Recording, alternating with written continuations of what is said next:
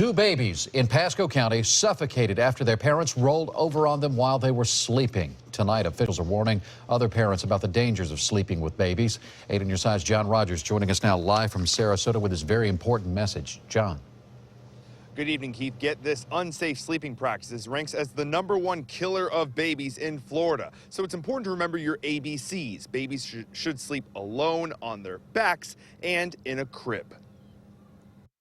After Laura McIntyre gave birth to her daughter Lena, she spent every moment she could with her baby, except when it was time to sleep. Where I had a bassinet right next to my bed, and I was able to breastfeed. I was able to cuddle with her when needed, but as soon as I became tired and it was time to put her to bed, I put her right there. McIntyre was cautious and wanted to make sure her daughter didn't die in her sleep. It's sadly a big problem in Florida. Last year, more than 130 babies died in the Sunshine State because of unsafe sleeping practices.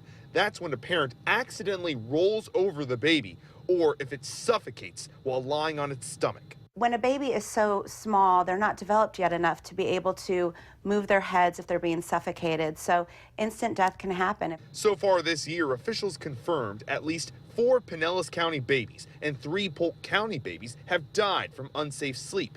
Many cases are still being investigated, so the numbers are likely much higher.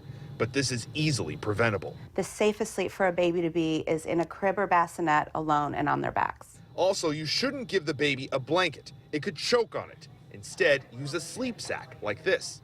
McIntyre says parents can never be too careful when it comes to their babies' lives. You know, you want to snuggle with them, but there's plenty of time for that during the day when you're awake. Officials say in many of these cases, the parents were simply not educated about this, or they couldn't afford the products like bassinets and other objects that can help prevent these sort of deaths. All across Tampa Bay, there are Healthy Start coalitions that can provide help and resources to parents if they want to learn more about this.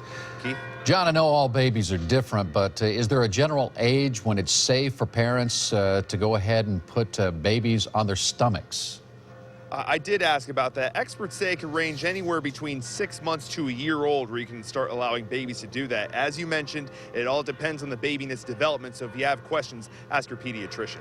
Sad story, though, however, indeed, you're telling us tonight. John Rogers reporting live for us. Our